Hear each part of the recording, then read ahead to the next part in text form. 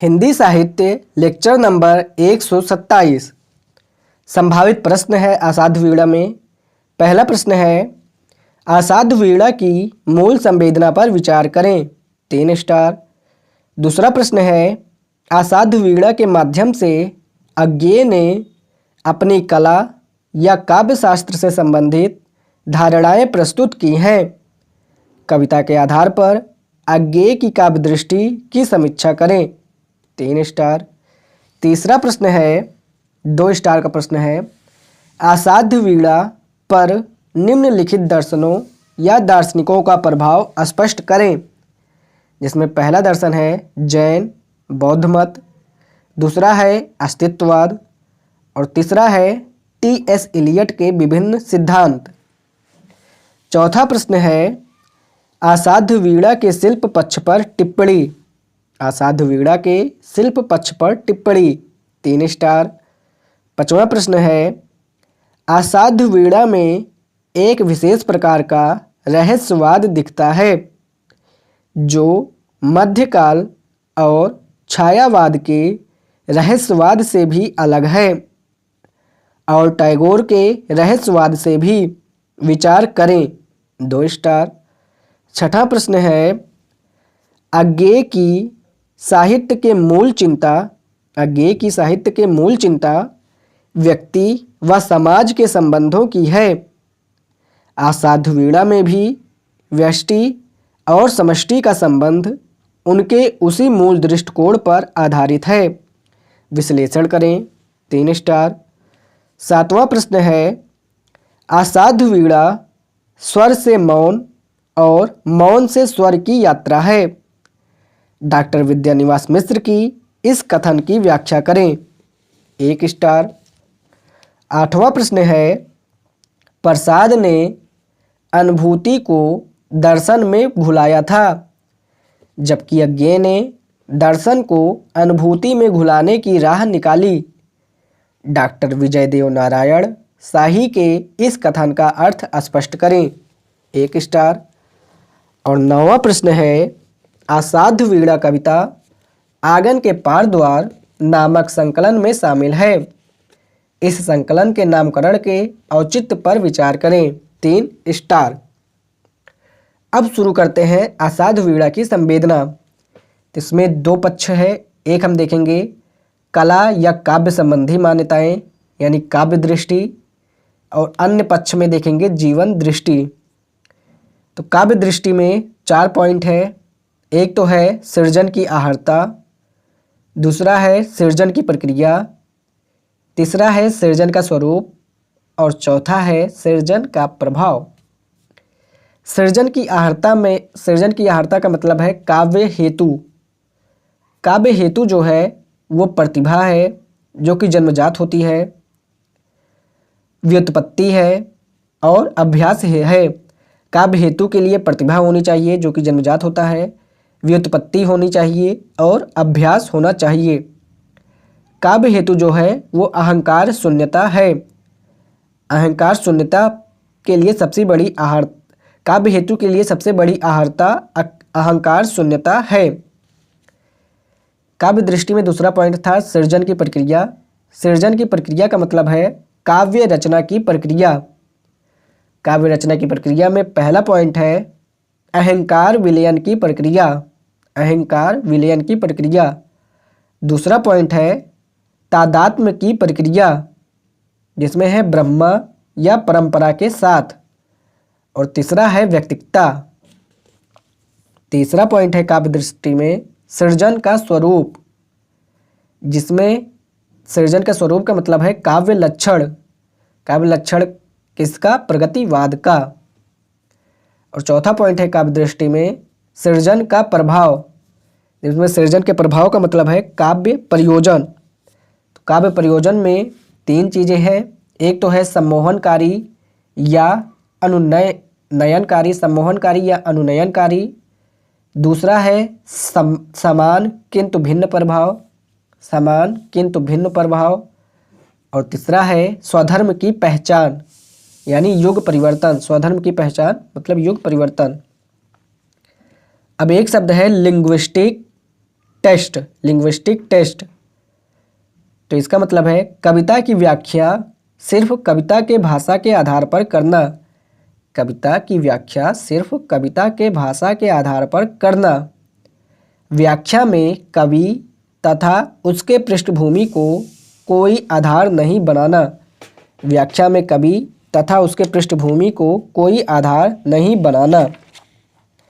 अब देखते हैं संवेदना में अन्य पक्ष यानी जीवन दृष्टि।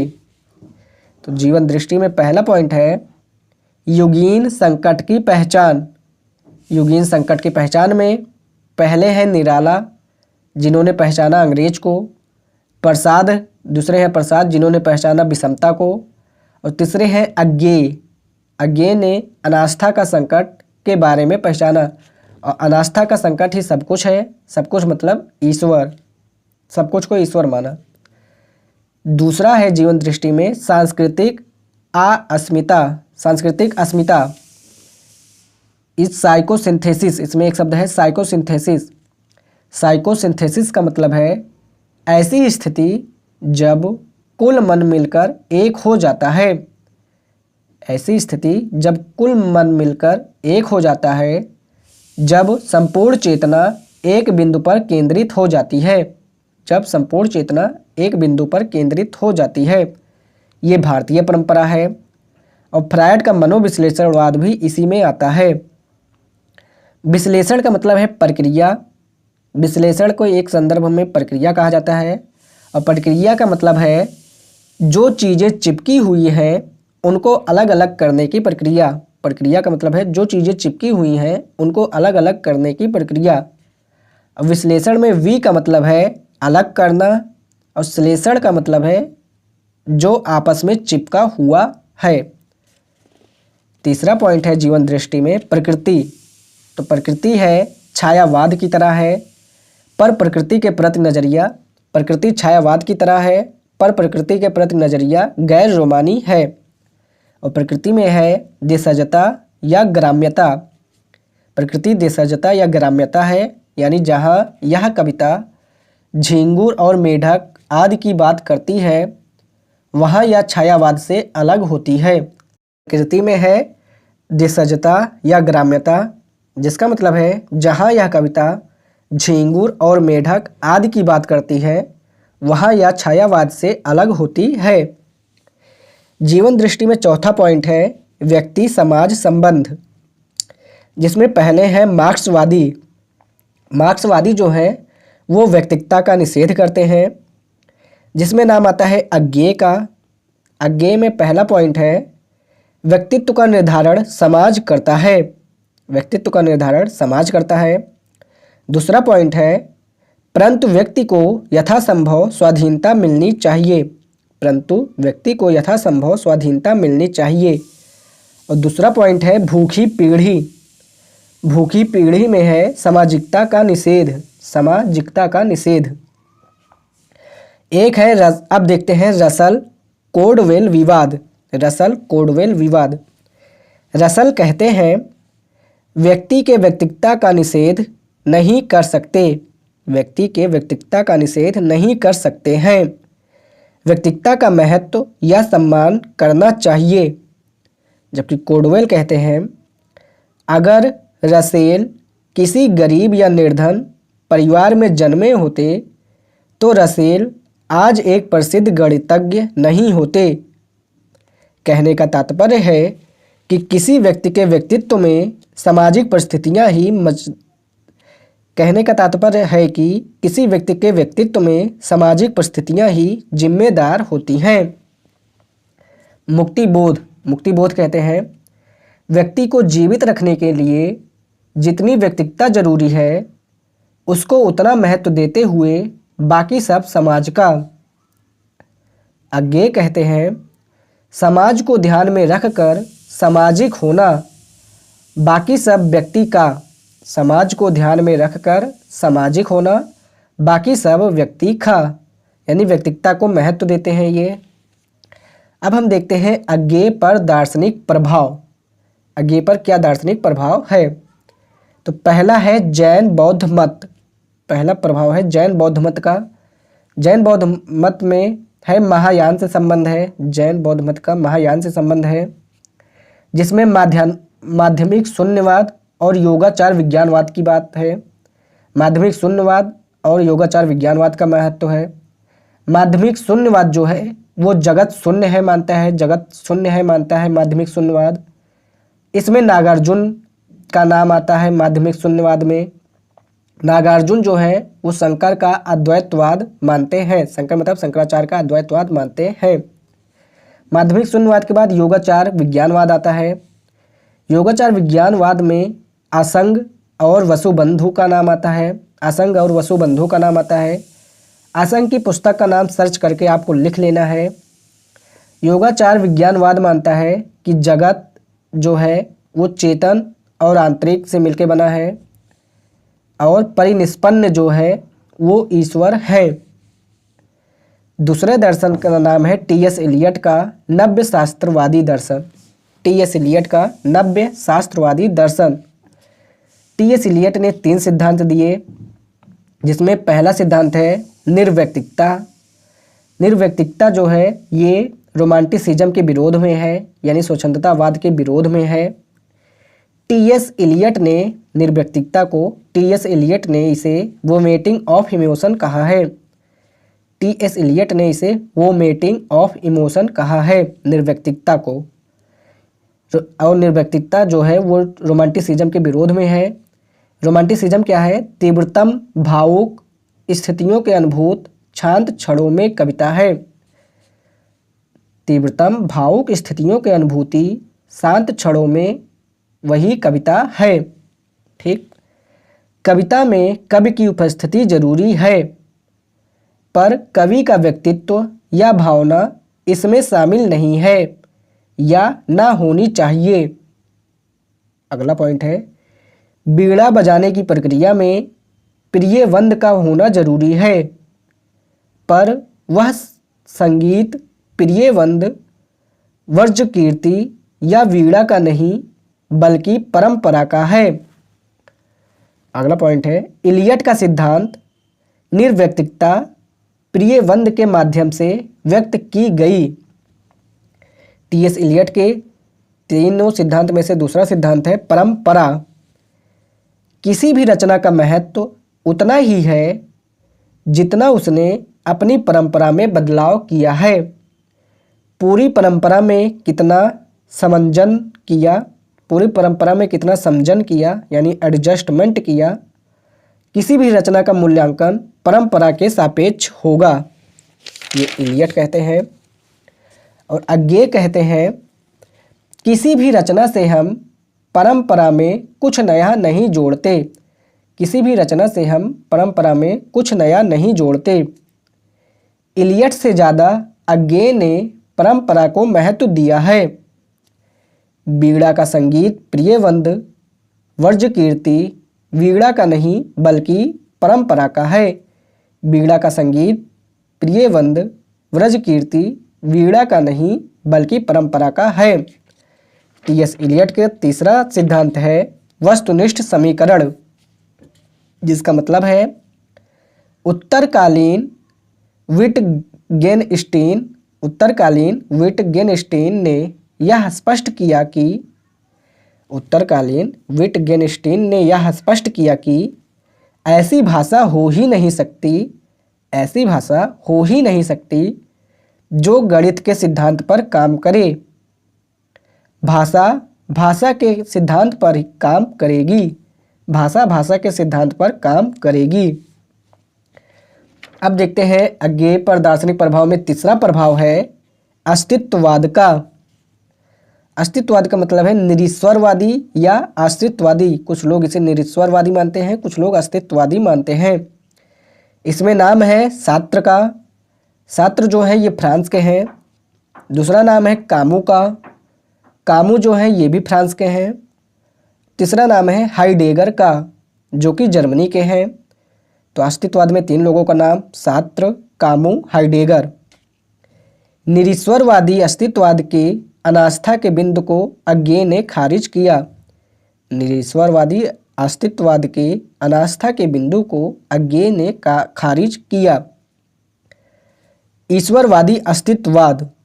ईश्वरवादी अस्तित्ववाद में आते हैं, यानी अस्तित्ववाद दो प्रकार से है, एक निरीश्वर अस्तित्ववाद, एक ईश्वरवादी अस्तित्ववाद। निरीश्वर अस्तित्ववाद में सात्र कामू हाइडेगर का नाम आता है, जिसे अज्ञे ने खारिज किया है। और ईश्वरवादी अस्तित्ववाद में कीरकेगार्ड, पॉल टिलिक जो कि प्रतीकवाद के जनक माने जाते हैं, स्वधर्म या अंतरात्मा का लिंक बनता है। तो कीरकेगार्ड और पॉल टिलिक का नाम आता है, और ईश्वरवादी अस्तित्ववाद में स्वधर्म या अंतरात्मा का लिंक बनता है।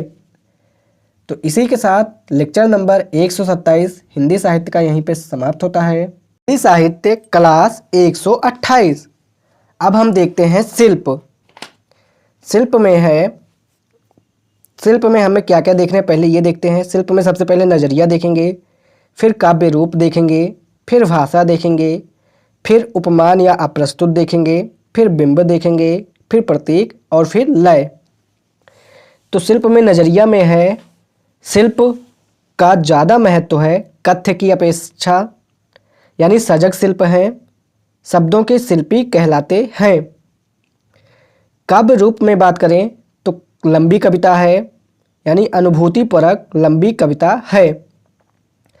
भाषा में बात करें तो भाषा को लेकर प्रतिबद्ध है, यानी गद्य जो है वो तत्सम में है और पद्य जो है वो तद्भव में है। उपमान या अप्रस्तुत की बात करें तो कलगी बाजरे की ये उपमान या अप्रस्तुत है। और भाषा में ही बात करें तो तत्सम भाषा जो है वो प्रसाद प्रयोग करते हैं। तद्भव जो है वो अद्य यानी आज की भाषा है। देशज भाषा जो है वो रेणु प्रयोग करते हैं। या तत्सम भाषा में प्रसाद का प्रयोग किया, तद्भव में अद्य का प्रयोग किया, देशज भाषा में रेणु का प्रयोग किया। ठीक। बिंब प्रतीक लय के बारे में कोई जानकारी नहीं है। अब देखते हैं अज्ञेय की कविता। तो अज्ञेय की कविता में पहला चरण है, मतलब पहला पॉइंट में पहला चरण है बहिर्जगत पर। बहिर्जगत पर, तो बहिर्जगत पर में है भग्न इत चिंता इत्यलम, भग्न इत चिंता इत्यलम। दूसरा पॉइंट है बहिर्जगत से अंतर जगत, इसमें है हरी घास पर क्षण भर, हरी घास पर क्षण भर। तीसरे पॉइंट में तीसरा चरण है अंतर जगत केंद्र में आने लगा है, अंतर जगत केंद्र में आने लगा है, यानी बावरा अहेरी अरि ओ करुणा प्रभा में आंगन के पार द्वार कितनी नावों में कितनी बार, ये सब अंतर जगत केंद्र में आने लगा है उसके उदाहरण है, मतलब ये सब उदाहरण है, रचना का नाम है। उत्तर लिखते वक्त इनका जिक्र जरूर करना है। आंगन के पार द्वार जो है वो बहिर्जगत तथा अंतर जगत को जोड़ने वाला द्वार है। सृजनात्मक रहस्यवाद या नव्य रहस्यवाद, तो ये जो है इसमें सृजन शक्ति है। ये गैर रोमांटिक अनुभूति है। गैर रोमांटिक अनुभूति का मतलब है ठीक से अपनी मनोभावों को व्यक्त नहीं करते, ठीक से अपनी मनोभावों को व्यक्त नहीं करते। अज्ञेय जो हैं वो अनिश्वरवादी हैं। मौन से स्वर तथा स्वर से मौन, मौन से स्वर तथा स्वर से मौन की कविता है, ये लिखते हैं, जिसमें ईश्वर जो है वो मौन है। फिर ईश्वर यानी प्राणियों में या झरनों में है, पेड़ में है। फिर वर्ज कीर्ति के माध्यम से बीड़ा में दिखाया, जिसके बीड़ा में फिर स्वर उत्पन्न हुआ, यानी पहले ईश्वर मौन थे, फिर बीड़ा में स्वर उत्पन्न हुआ, फिर यानी स्वर से फिर मौन हो गए। तो मौन से स्वर आया, फिर स्वर से मौन हो जाएंगे। आनुपातिक अंतर अगर हम देखें प्रसाद और अज्ञेय में, तो प्रसाद जो है वो छायावादी है, जिसमें भावुक और अनुभूतिशील और दर्शन प्रतिभिज्ञा दर्शन का प्रभाव है। प्रसाद छायावादी कवि हैं जो भावुक और अनुभूतिशील हैं और प्रतिभिज्ञा दर्शन का प्रभाव इन पर है। अज्ञेय जो हैं वो गैर रोमानी और बौद्धिक कवि हैं और अनुभूतिशील हैं। अब देखते हैं यूपीएससी में क्वेश्चन नंबर 2 के उत्तर में है, दोनों की कविता है, व्यक्तित्ववाद के विलय के माध्यम से व्यक्तित्व की खोज की कविता है। दोनों की कविता है, व्यक्तित्व के विलय के माध्यम से व्यक्तित्व की खोज की कविता है। व्यक्तित्व का विलयन जो है वो प्रियवंद की साधना में है। अगला पॉइंट है व्यक्तित्व के विलयन से उत्पन्न होने वाले संगीत से व्यक्तित्व के विलयन से उत्पन्न होने वाले संगीत से सब पर अलग अलग प्रभाव यानी राजा रानी आदि महान कला के समझ अपनी अपनी कमियों से मुक्त होते हैं, स्वधर्म का एहसास होता है। उदाहरण है युग पलट गया ... क्वेश्चन नंबर 3 है यूपीएससी में ही, बाह्य जगत। बाह्य जगत जो है ये परंपरा से इसका तात्पर्य है, परंपरा से तात्पर्य है। योगाचार विज्ञानवाद से चेतना के भीतर सारे संसार को देखा यानी किरीटी तरु आदि। बाहरी जगत तथा भीतरी जगत में तारतम्य है। ठीक, अब हम देखते हैं यूपी पीसीएस में क्वेश्चन नंबर 10 के उत्तर में पहला पॉइंट है। तो पहला पॉइंट है यूपी पीसीएस क्वेश्चन नंबर 10 का, आसाद वीणा सृजन प्रक्रिया के बृहत विश्लेषण की कविता है, जिसमें प्रियवंद के चरित्र के माध्यम से अज्ञेय ने काला कर्म की बारीकियों को प्रस्तुत किया है। इस कविता में अज्ञेय खुद एक कलाकार की भूमिका में है और एक महान कलाकार प्रियवंद की कहानी भी कह रहे हैं। इसलिए स्वाभाविक है कि अज्ञेय अत्यंत सजग हैं कि उनसे कोई शिल्पगत त्रुटि न हो जाए।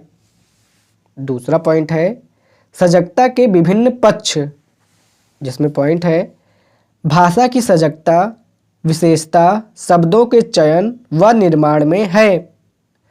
अगला पॉइंट है मिथकों का चयन जापानी परंपरा से, किंतु सजगता पूर्वक उसको भारतीय परंपरा से जोड़ा है।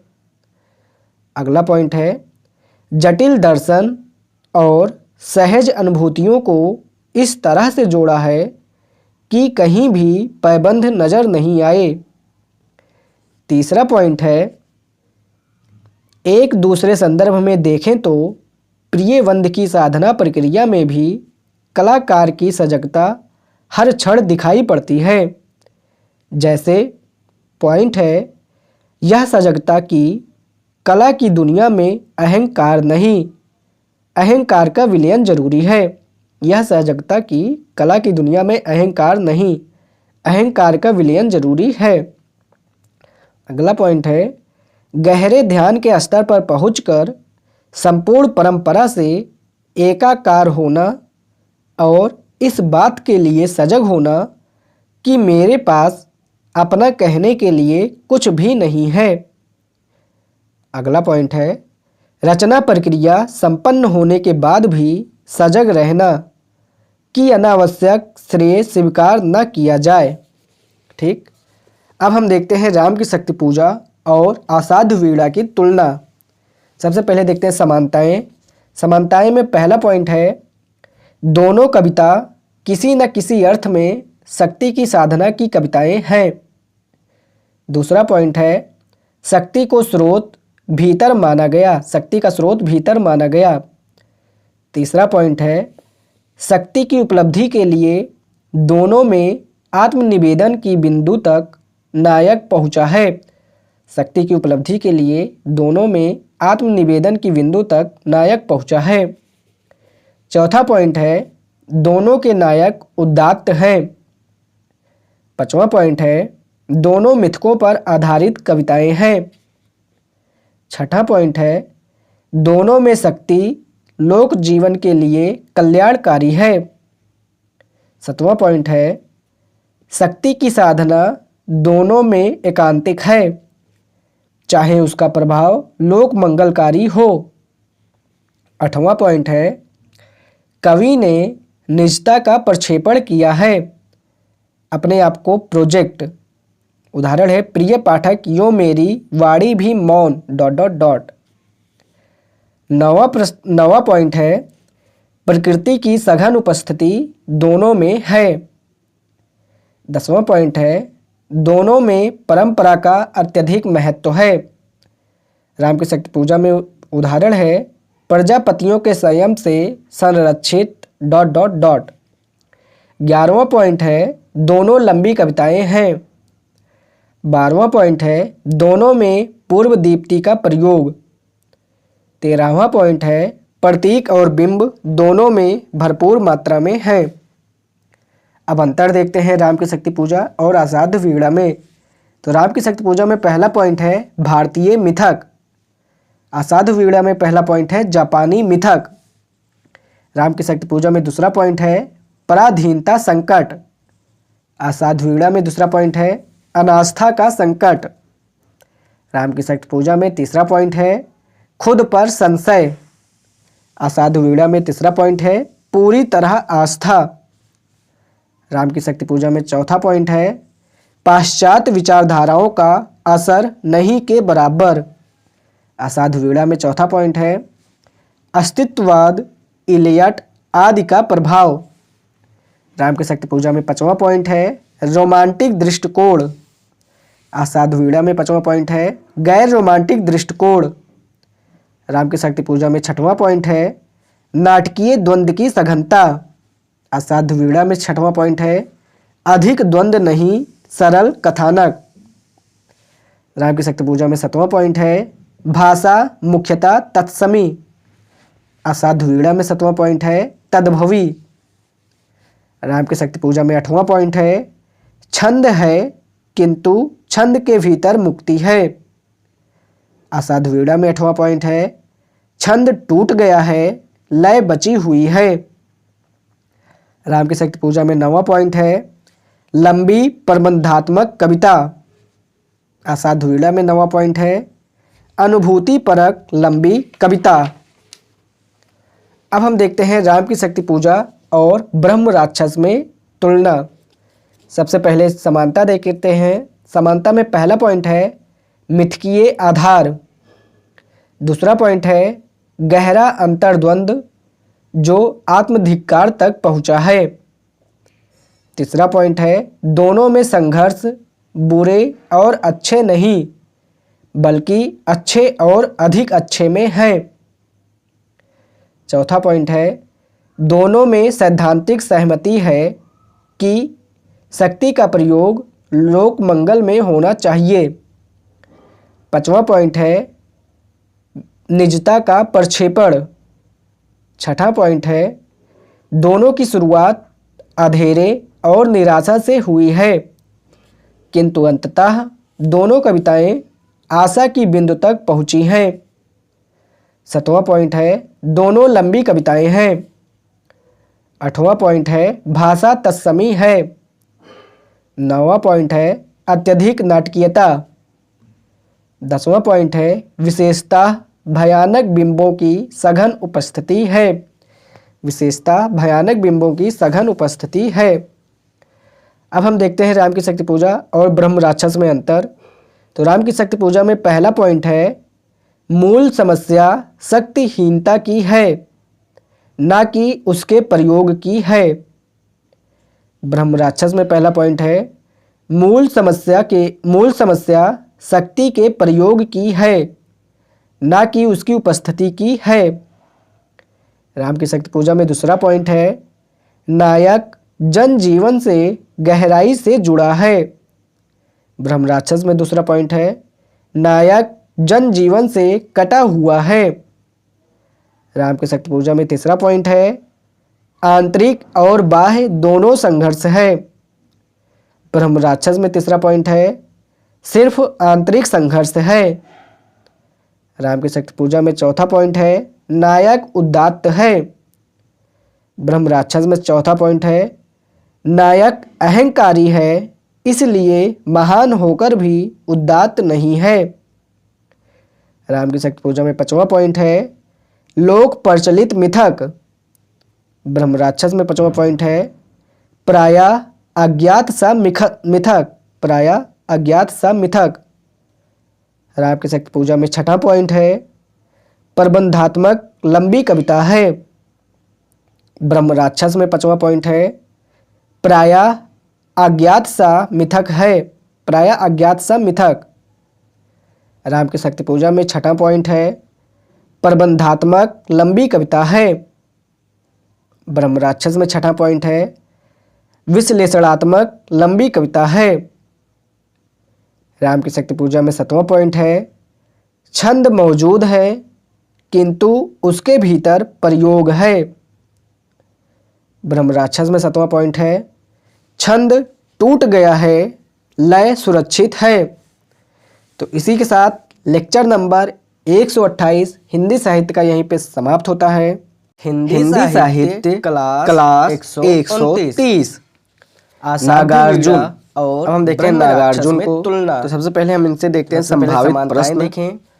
तो पहला प्रश्न है, पॉइंट है अकाल आधार और उसके बाद दूसरा पॉइंट है कि संवेदना यथार्थ की खोज पर विचार करें, 2 स्टार बहिर्जगत में। दूसरा प्रश्न है, तीसरा बादल को घिरते देखा है, साधना की प्रक्रिया में की संवेदना अकेलापन शिल्प पर विचार करें, 2.5 स्टार या एकांत। तीसरा प्रश्न है, हरिजन गाथा के संवेदना शिल्प पर विचार करें, 3 स्टार। चौथा प्रश्न है, समुचित नागार्जुन को जन कवि की संज्ञा दी जाती है और उनकी कविताओं के विचारधारा उदाहरण से स्पष्ट कीजिए, 4 स्टार। विचारधारा का प्रभाव। पांचवा प्रश्न है, किंतु नागार्जुन आधुनिक काल के कबीर हैं, सिद्ध कीजिए, इसका 3 स्टार है। शेष सारे प्रश्न पेपर में देखें। ठीक। अब हम देखें सौंदर्य। तो सौंदर्य को लेकर 2 मान्यता है। एक तो सौंदर्य आत्मनिष्ठ है कि वस्तुनिष्ठ। आत्मनिष्ठ जो रसवादी है वो मानते हैं कि सौंदर्य आत्मनिष्ठ है, यानी आत्मनिष्ठ का मतलब है देखने वालों की नजर में है। उदाहरण है जैसे माँ के लिए बच्चों का प्यार से युक्त है। जबकि जो वस्तुनिष्ठ मानते हैं कि सौंदर्य वस्तुनिष्ठ है, उनमें मार्क्सवादी आते हैं। और वस्तुनिष्ठ का मतलब है कि सौंदर्य वस्तु में निहित है।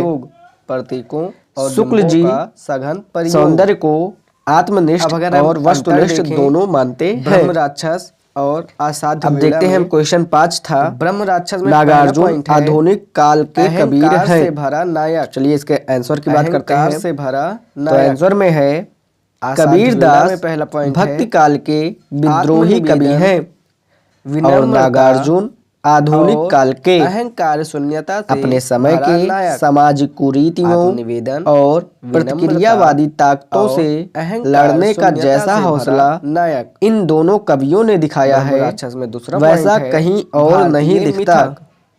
इन्हीं समानताओं के कारण नागार्जुन को जापानी आधुनिक काल का कबीर कहना उचित प्रतीत होता है। आस्था समानताएं में पहला पॉइंट है, असाध्य वीणा में दोनों महान व्यंग्यकार हैं, दोनों महान व्यंग्यकार हैं। चौथा पॉइंट इसमें कबीर का उदाहरण है, समाज पर अधिक जो तू वामन वमनी को जाए पर कम। नागार्जुन का उदाहरण है, आओ रानी हम ढोएंगे व्यक्तित्व पर अत्यधिक। दूसरा पॉइंट है, आत्मविश्वास की प्रबलता, समाज को बदल आत्मविश्वास की प्रबलता धर्म से जुड़ा। कबीर का उदाहरण है, समाज को मैं घर जा रहा अपना ब्रह्मराक्षस पॉइंट है, हम धारा जाए तासुका। असाधु नागार्जुन का उदाहरण है, जनता मुझसे पूछ रही है टी.एस. इलियट।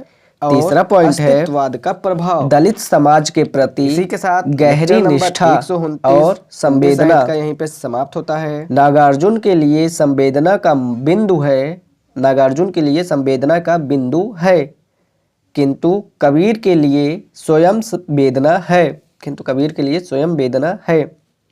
कबीर का उदाहरण है, जाति पात पूछे नहीं कोई ... नागार्जुन का उदाहरण है, हरिजन गाथा कविता।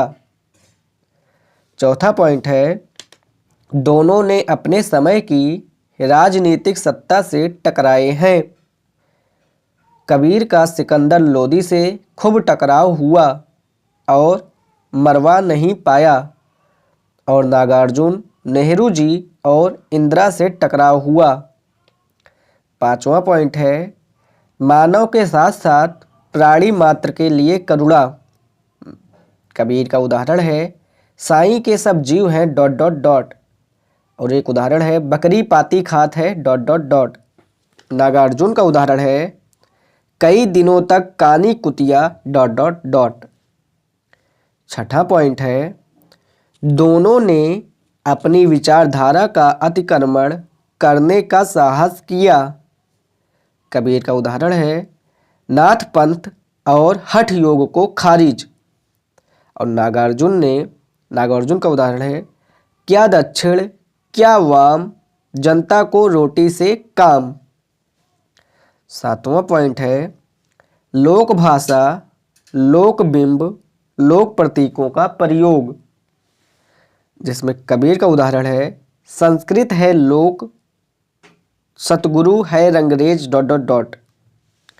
अब अगर हम अंतर देखें तो पहला पॉइंट है कबीर का। कबीर जो है नारी संबंधी दृष्टिकोण में बुनियादी अंतर दिखता है।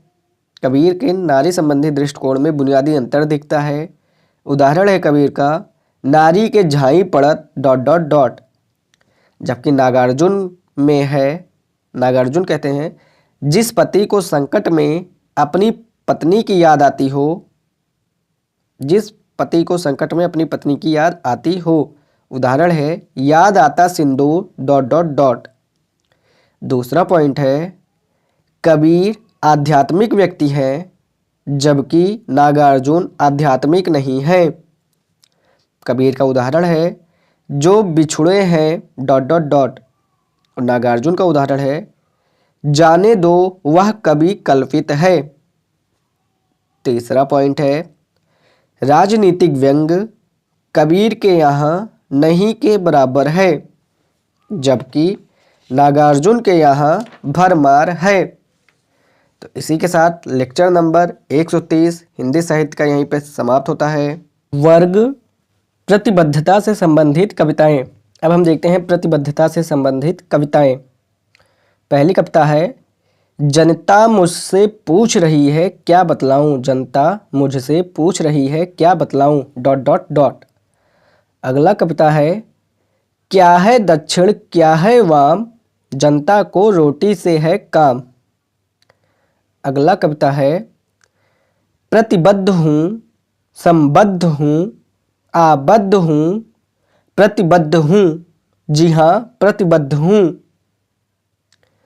बहुजन समाज की अनुपल प्रगति के निमित्त, बहुजन समाज की अनुपल प्रगति के निमित्त संकुचित स्व की आपाधापी के निषेधार्थ अविवेकीय भीड़ की भेड़िया धसान के खिलाफ अंध बधिर व्यक्तियों को सही राह बतलाने के लिए अपने आप को भी व्यामोह से बारंबार उभारने के खातिर प्रतिबद्ध हूँ, जी हाँ सतदा प्रतिबद्ध हूँ।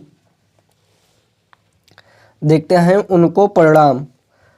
उनको प्रणाम का एक कविता है जो नहीं हो सके पूर्ण काम, जो नहीं हो सके पूर्ण काम, मैं उनको करता हूँ प्रणाम। कृत कृत नहीं जो हो पाए, कृत कृत नहीं जो हो पाए, प्रत्युत फांसी पर गए झूल, प्रत्युत फांसी पर गए झूल, कुछ ही दिन बीते हैं फिर भी, कुछ ही दिन बीते हैं फिर भी, यह दुनिया जिनको गई भूल, यह दुनिया जिनको गई भूल, उनको प्रणाम। अब हम देखते हैं प्रकृति से संबंधित कविताएं।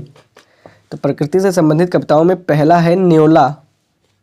न्योले में कविता है कौन नहीं लाड लड़ाना चाहता है इससे, कौन नहीं लाड लड़ाना चाहता है इससे, कौन नहीं गोद में उठा लेना चाहेगा इसको, कौन नहीं खुश होता है इसकी आंखों में आंखें डालकर, ये देखो मोतिया मेरी गोद में लेटा है, ये देखो मोतिया मेरी गोद में लेटा है, जाने कितना थका है आज, सारे दिन ना जाने कहाँ कहाँ के चक्कर लगाता रहा है। दूसरा है पैने दांतों वाली। तो पैने दांतों वाली की कविता है धूप में पसर कर लेटी है, मोटी तगड़ी अधीर माधा सुअर, धूप में पसर कर लेटी है, मोटी तगड़ी अधीर मादा सुअर, क्रॉस क्रॉस क्रॉस, या भी तो मादरे हिंद की बेटी है पैने दांतों वाली, या भी तो मादरे हिंद की बेटी है पैने दांतों वाली। तीसरा है अकाल और उसके बाद की कविता कौवा कानी कुतिया छिपकली चूहा। चौथा है बहुत दिनों के बाद। बहुत दिनों के बाद की कविता है बहुत दिनों के बाद अब की मैंने जी भर देखी पकी सुनहरी फसलों की मुस्कान, बहुत दिनों के बाद। पांचवा है सिके हुए दो भुट्टे की कविता है। सिके हुए दो भुट्टे सामने आए, तबीयत खिल गई, ताज़ा स्वाद मिला, दुधिया दानों का, तबीयत खिल गई। दांतों की मौजूदगी का सुफल मिला, तबीयत खिल गई। छठा है पका है ये कटहल, पका है ये कटहल की कविता है।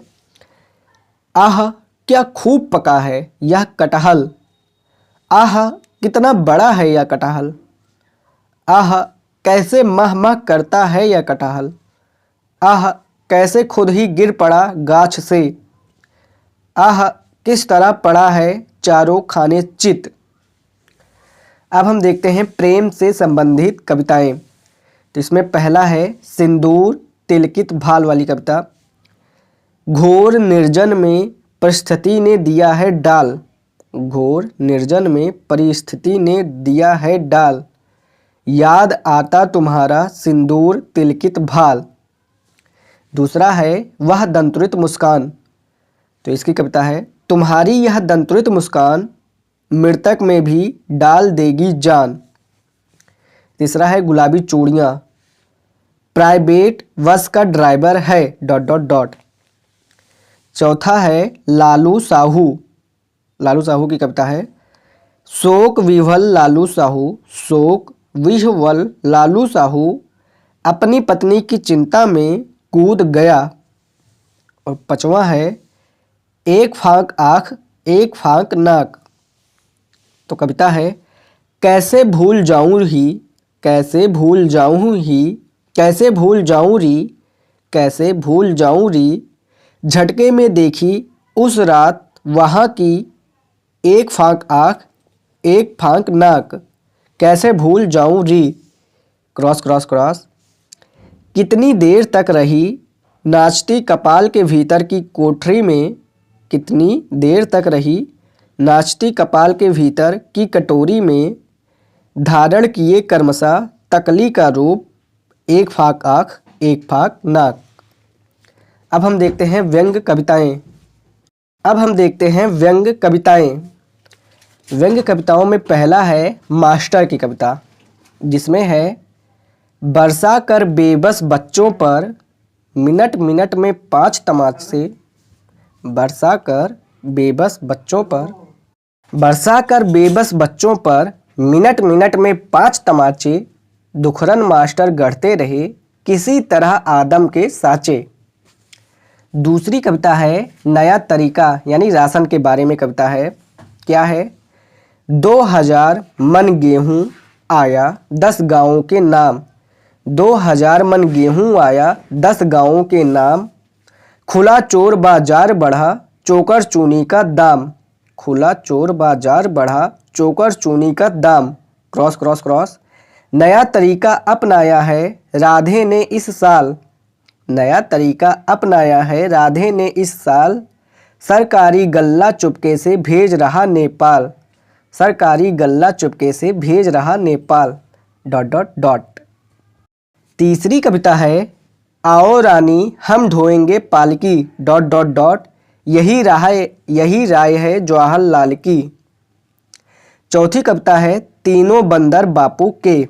चलो पढ़ते हैं।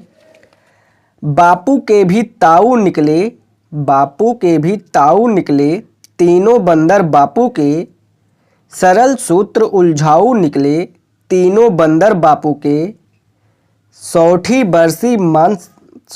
बरसी मनसा रहे हैं तीनों बंदर बापू के, बापू को ही बना रहे हैं तीनों बंदर बापू के, सेठों का हित साध रहे हैं तीनों बंदर बापू के, युग पर प्रवचन लाद रहे हैं तीनों बंदर बापू के, करे रात दिन दूर हवाई तीनों बंदर बापू के, करे रात दिन दूर हवाई तीनों बंदर बापू के, बदल बदल कर चखे मलाई तीनों बंदर बापू के। अब पांचवा है मंत्र कविता। मंत्र कविता में है ओम दलों में एक दल अपना दल, ओम दलों में एक दल अपना दल, ओम अंगीकरण शुद्धिकरण राष्ट्रीयकरण, ओम मुष्टिकरण तुष्टिकरण पुष्टिकरण। Cross cross cross. ओम गुट निरपेक्ष सत्ता सापेक्ष जोड़ तोड़। ओम बकवास। ओम उद्घाटन। छठा है अन्य दोहे। अन्य दोहे में है अन्य ब्रह्म ही ब्रह्म है बाकी ब्रह्म पिशाच। अन्य ब्रह्म ही ब्रह्म है बाकी ब्रह्म पिशाच। औधड़ मैथिल नागार्जुन जी अर्जुन यही उवाच। औधड़ मैथिल नागार्जुन जी अर्जुन यही उवाच। अब देखते हैं नास्तिक कविताएं। नास्तिक कविताओं में पहला है कल्पना के पुत्र हैं भगवान। कल्पना के पुत्र हैं भगवान। कल्पना के पुत्र हैं भगवान चाहिए मुझको नहीं वरदान। दे सको तो दे मुझे अभिशाप। दे सको तो दे मुझे अभिशाप। प्रिय मुझे है जलन प्रिय संताप। Cross cross cross. करूँ मैं उद्दंडता के काम। करूँ मैं उद्दंडता के काम। लूँ ना भरम से भी तुम्हारा नाम। दूसरी कविता है थकित चकित भ्रमित भग्न मन। थकित चकित भ्रमित भग्न मन। थकित चकित भ्रमित भग्न मन को स्फूर्ति देता है किसी समर्थ का सहारा। तो क्या मुझे भी प्रभु की सत्ता स्वीकारनी होगी। तो क्या मुझे भी आस्तिक बन जाना होगा। तीसरी कविता है कर दो वमन। प्रभु तुम कर दो वमन होगी मेरी सुधा का समन। अब हम देखते हैं यूपीपीसीएस में पूछा गया है क्वेश्चन नंबर 2 है बादल को घिरते देखा है कविता में नागार्जुन की कविता और संस्कृति विषयक दृष्टि।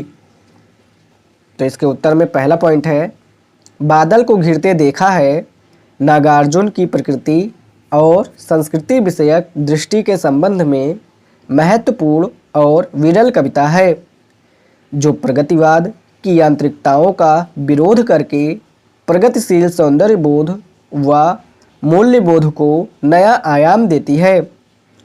पहली नज़र में लगता है कि इस कविता में नागार्जुन मार्क्सवाद के रास्ते से अलग हुए हैं किंतु गहराई से देखने पर आंतरिक तारतम्य नजर आता है। दूसरा पॉइंट है प्रकृति विषयक दृष्टि जिसमें का पॉइंट है नागार्जुन की रुचि सामान्यतः प्रकृति के उन रूपों में है जो भदेश होकर भी लोक जीवन का हिस्सा है जैसे कौवा छिपकली मादा सुअर नेवला चूहा इत्यादि। खा पॉइंट है बादल को घिरते देखा है इस दृष्टि से कुछ अलग कविता है जिसकी प्रकृति छायावाद जैसी दिखती है यानी चकवा चकई कस्तूरी मृग आदि। गा पॉइंट है नागार्जुन की कोशिश यह है कि वे प्रगतिवाद के नाम पर प्राकृतिक सौंदर्य को खारिज करने की प्रवृत्ति से बचे और हिमालय के सौंदर्य को आनुभाविक और वस्तुवादी निगाह से प्रस्तुत करें। देखा है शब्द केंद्र में। तीसरा पॉइंट है संस्कृत विषयक दृष्टि जिसमें का पॉइंट है हिमालय से जुड़ी कल्पनाओं और मिथकों का खंडन क्योंकि वे संस्कृति में झूठ की जगह वास्तविकता देखना चाहते हैं जैसे कालिदास अलकापुरी मेघदूत कुबेर। खा पॉइंट है किन्नर किन्नरियों की संस्कृतियों को बेहद सम्मान के साथ दिखाया है क्योंकि जो वास्तविक है तथा लोक जीवन है वह नागार्जुन के लिए काम्य है। अब हम देखते हैं यूपीपीसीएस का क्वेश्चन नंबर 5 है नागार्जुन के काव्य में प्रकृति। तो नागार्जुन के काव्य में प्रकृति के उत्तर में पहला पॉइंट है नागार्जुन के काव्य में प्रकृति की उपस्थिति हिंदी के किसी भी अन्य कवि से अधिक और विराट है। उनका हृदय संकुचित नहीं है कि वह प्रकृति के कोमल और सुंदर रूपों पर ही आकृष्ट हों। उनकी भावुकता का विस्तार प्रकृति के सभी सुंदर असुंदर उपादानों तक है। उन्होंने ऐसी नज़र पाई है जो नेवले और कावे की हरकतों में भी सौंदर्य देख सकती है।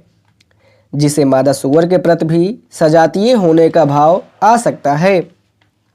दूसरा पॉइंट है, डॉक्टर नामवर सिंह ने नागार्जुन की प्रतिनिधि कविताओं के संकलन की भूमिका में नागार्जुन की प्रकृति दृष्टि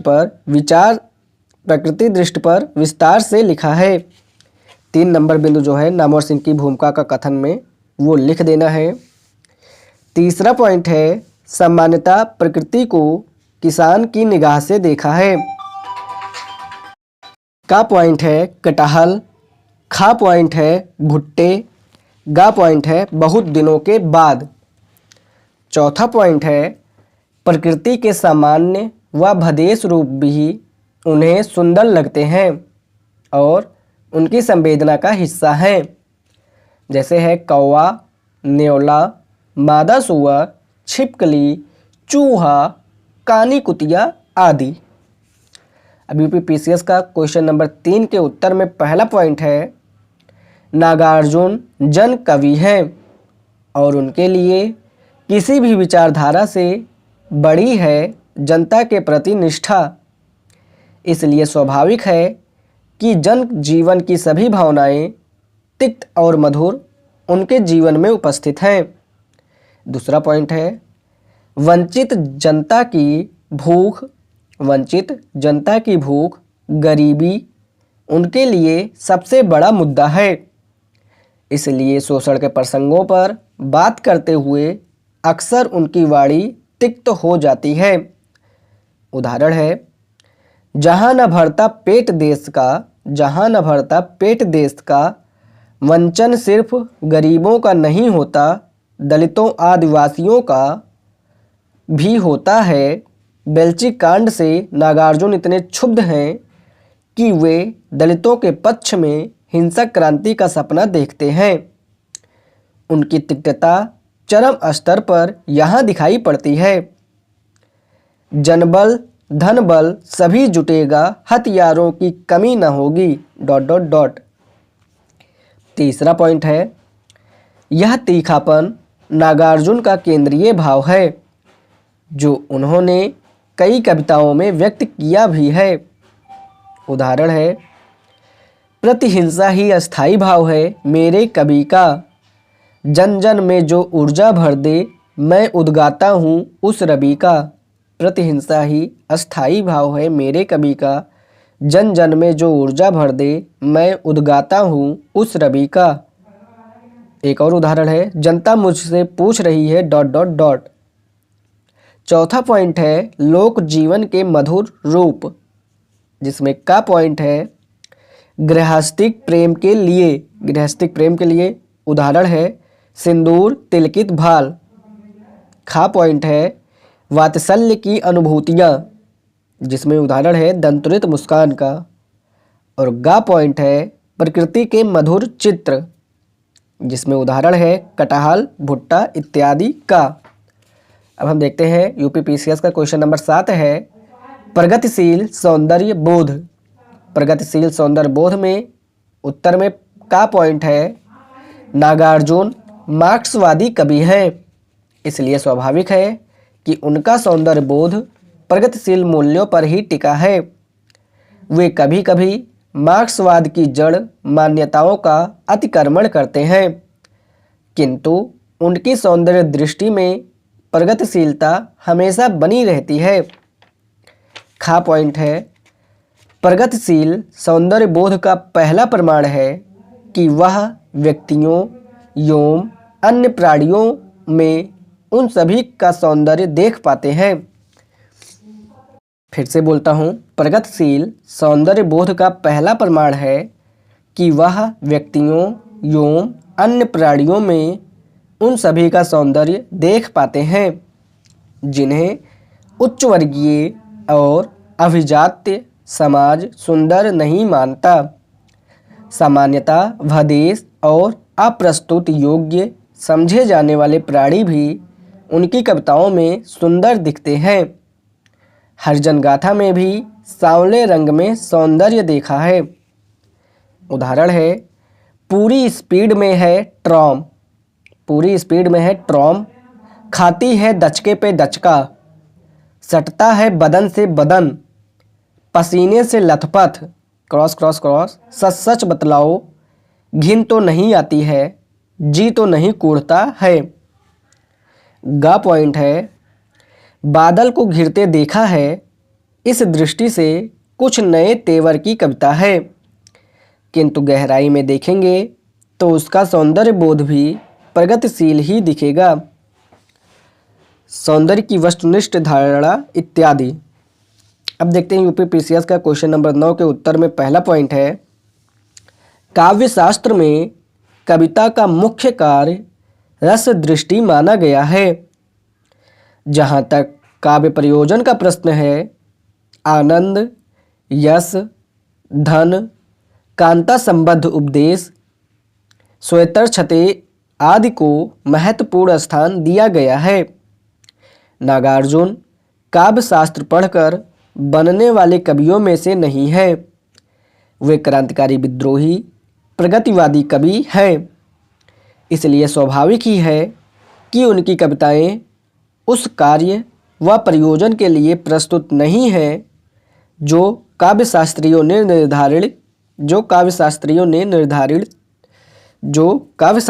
निर्धारित किया था। दूसरा पॉइंट है, कविता का कार्य और प्रयोजन। इसमें का पॉइंट है, प्रतिबद्धता के साथ समाज के साथ वंचित वर्ग के पक्ष में खड़े रहना। उदाहरण है, प्रतिबद्धता वाली कविता दे देना है।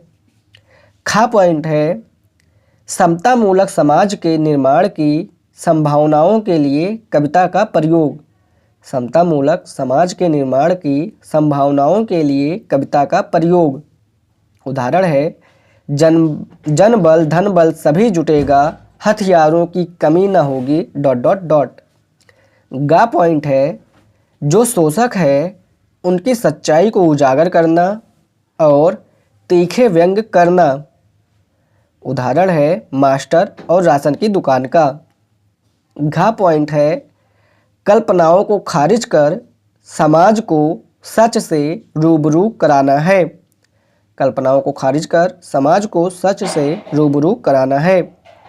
और अंगा पॉइंट है, जो जनजीवन से जुड़ा है, अंगा पॉइंट है, जो जनजीवन से जुड़ा है उसके सौंदर्य को अभिजात सौंदर्य की टक्कर में स्थापित करना। जो जनजीवन से जुड़ा है उसके सौंदर्य को अभिजात सौंदर्य की टक्कर में स्थापित करना। जैसे उदाहरण है, चूहा, कुत्ता, छिपकली आदि का। तो इसी के साथ लेक्चर नंबर 131 हिंदी साहित्य का यहीं पे समाप्त होता है। हिंदी साहित्य लेक्चर 132 यूपीएससी का क्वेश्चन नंबर 3 के उत्तर में है, जनता जो है वो जन कवि है, यानी प्रतिबद्धता आदि। धरती जो है वो यात्री की निगाह से लिखा गया है, जिसमें उदाहरण है फसल और हिमालय आदि का। मानव प्रेम जो है वो वात्सल्य, पुरुष नारी का प्रेम, जिसमें उदाहरण है सिंदूर, तिलकित भाल और दंतुरित मुस्कान का। क्वेश्चन नंबर 7 के उत्तर में है, पहला पॉइंट, ऐसा जन कवि आधुनिक काल में दूसरा नहीं हुआ। दूसरा पॉइंट है, व्यंग्य लेखन में कबीर के बाद नागार्जुन ही महत्वपूर्ण हैं। तीसरा पॉइंट है, प्रकृति के प्रति प्रकृति के जितने विविध रंग अपनी कविताओं में दिखाए हैं वैसा वैविध्य निराला के अतिरिक्त कहीं और नज़र नहीं आता। उदाहरण है न्योला आदि का। चौथा पॉइंट है, प्रेम के विविध व सहज रूप गृहस्थिक वात्सल्य। सरोज स्मृति के बाद पहली बार बेरी के प्यार पर नागार्जुन ने लिखा है। पॉइंट दोबारा से बोलता हूँ, प्रेम के विविध व सहज रूप यानी गृहस्थिक वात्सल्य। सरोज स्मृति के बाद पहली बार बेटी के प्यार पर नागार्जुन ने लिखा। पांचवा पॉइंट है, शिल्प के स्तर पर इतने प्रयोग किए जितने प्रयोगवाद और नई कविता ने मिलकर नहीं किए। तो नामवर सिंह की भूमिका का कथन 7 यहाँ पे लिख देना है। अब यूपीएससी में क्वेश्चन नंबर 9 के उत्तर में पहला पॉइंट है, लोक जीवन के प्रति गहरी प्रतिबद्धता और यह प्रयास कि अपने स्वार्थों से मुक्त होकर संपूर्ण ऊर्जा लोक कल्याण में लगा सकें। लोक जीवन के प्रति गहरी प्रतिबद्धता और यह प्रयास कि अपने स्वार्थों से मुक्त होकर संपूर्ण ऊर्जा लोक कल्याण में लगा सकें। उदाहरण है प्रतिबद्ध हूँ, आबद्ध हूँ ... दूसरा पॉइंट है प्रगतिशील नज़रिया, किंतु जनहित में प्रगतिवाद का अतिक्रमण करने का भी साहस। प्रगतिशील नज़रिया किंतु जनहित में प्रगतिवाद का अतिक्रमण करने का भी साहस। उदाहरण है क्या है दक्षिण, क्या है वाम ... जनता मुझसे पूछ रही है ... तीसरा पॉइंट है सबसे बड़ी प्रतिबद्धता गरीबों के प्रति है। उदाहरण है कई दिनों तक चूल्हा रोया, चक्की रही उदास ... चौथा पॉइंट है दलित समाज नागार्जुन की संवेदना का एक बड़ा हिस्सा है। जन्म के संयोग से ब्राह्मण होते हुए भी उन्होंने दलितों के पक्ष में हिंसक क्रांति की कामना की। उदाहरण है जनबल धनबल ... पांचवा पॉइंट है दलित के साथ आदिवासी समाज भी उनके समस्याओं का हिस्सा है। उदाहरण है हरिजन गिरिजन भूखों मरते हम डोले वन वन में, तुम रेशम की साड़ी डाले उड़ती फिरो गगन में। छठा पॉइंट है नागार्जुन की लोक दृष्टि में सिर्फ मानव नहीं आते, वे सब प्राणी भी आते हैं जो लोक जीवन का हिस्सा हैं। उदाहरण है नेवला, कानी कुतिया ... आदि का। यूपीएससी में क्वेश्चन नंबर 10 के उत्तर में है गरीबी। गरीबी दो प्रकार से है, एक है प्राकृतिक गरीबी और दूसरा है कृत्रिम गरीबी। प्राकृतिक गरीबी में है प्राकृतिक रूप या कारण से सभी का जीवन कष्टपूर्ण हो। प्राकृतिक रूप या कारण से सभी का जीवन कष्टपूर्ण हो तो प्राकृतिक गरीबी है। परंतु उत्पादन वृद्धि के उपरांत उसका वितरण असामान्य रूप से हो तो वो कृत्रिम गरीबी है। इसमें उदाहरण है तब समाज में जो गरीबी होगी परंतु उत्पादन वृद्धि के उपरांत उसका वितरण असामान्य रूप से हो, तब समाज में जो गरीबी होगी वो कृत्रिम गरीबी होगी। इसलिए अकाल को प्राकृतिक आपदा का कम, मानवीय आपदा ज़्यादा माना जा सकता है। इसलिए अकाल को प्राकृतिक आपदा कम, मानवीय आपदा ज़्यादा माना जा सकता है। अब हम देखते हैं अकाल प्राकृतिक नहीं मानवीय अभिशाप है। अकाल प्राकृतिक नहीं मानवीय अभिशाप है। इसके उत्तर में पहला पॉइंट है नागार्जुन प्रगतिवादी कवि हैं और अकाल को देखने की एक खास निगाह प्रगतिवादियों के पास है। कार्ल मार्क्स ने अपने प्रसिद्ध ग्रंथ द कैपिटल में चर्चा की है कि निर्धनता दो प्रकार की होती है, प्राकृतिक और कृत्रिम। प्राकृतिक निर्धनता वह स्थिति है जिसमें समाज का कुल उत्पादन इतना कम होता है कि समुचित वितरण होने के बावजूद हर व्यक्ति जीवन की मूलभूत सुविधाओं से वंचित रहता है। इसके विपरीत सामंतवाद और पूंजीवाद में दिखने वाली निर्धनता कृत्रिम निर्धनता होती है, क्योंकि समाज के पास पर्याप्त धन तो होता है किंतु उसका वितरण समतामूलक नहीं होता है। नागार्जुन इसी धारणा को अकाल से जोड़कर देखते हैं और पाते हैं कि अकाल कृषि उत्पादन की कमी से नहीं बल्कि सेठों की कालाबाजारी, राशन की दुकानों के भ्रष्टाचार आदि से पैदा होती है। उन्होंने अपनी प्रसिद्ध कविता नया तरीका में भी लिखा है, 2000 मन गेहूं आया ...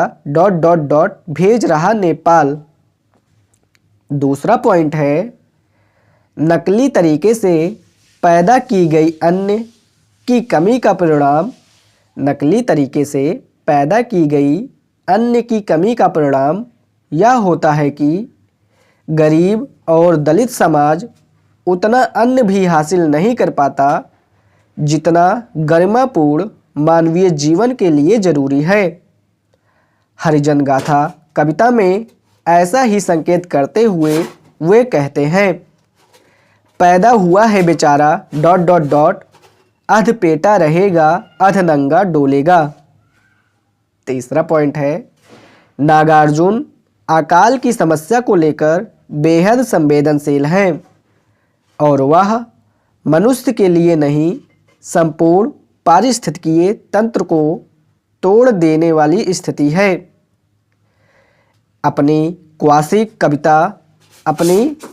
कविता अकाल और उसके बाद में उन्होंने मनुष्य और प्रकृति पर अकाल का गंभीर असर दिखाया। अकाल और उसके बाद की पूरी कविता उदाहरण में लिखना है। चौथा पॉइंट है, अकाल की जितनी गहरी समझ नागार्जुन को है उसकी तुलना सिर्फ तुलसीदास से की जा सकती है। उदाहरण है, कली 12 बार ... अब एक है जैसे लॉयड सी वार्नर। तो लॉयड सी वार्नर जो है वो उच्च मध्यम वर्ग और निम्न मध्यम वर्ग के बारे में लिखते हैं। मैक्स वेबर जो है वो वर्ग का फैसला इनकम से नहीं जीवन स्तर की स्थितियों से होता है। मैक्स वेबर ने कहा कि वर्ग का फैसला इनकम से नहीं जीवन स्तर की स्थितियों से होता है। और लॉयड सी वार्नर जो है वो वर्ग को 2 वर्ग में बांटते हैं, एक उच्च मध्यम वर्ग और एक निम्न मध्यम वर्ग। अब इसी के साथ शुरुआत होता है प्रश्न पत्र 1 भाषा खंड, यानी हिंदी भाषा और नागरी लिपि का इतिहास। तो लेक्चर नंबर 132 हिंदी साहित्य का यहीं पे समाप्त होता है।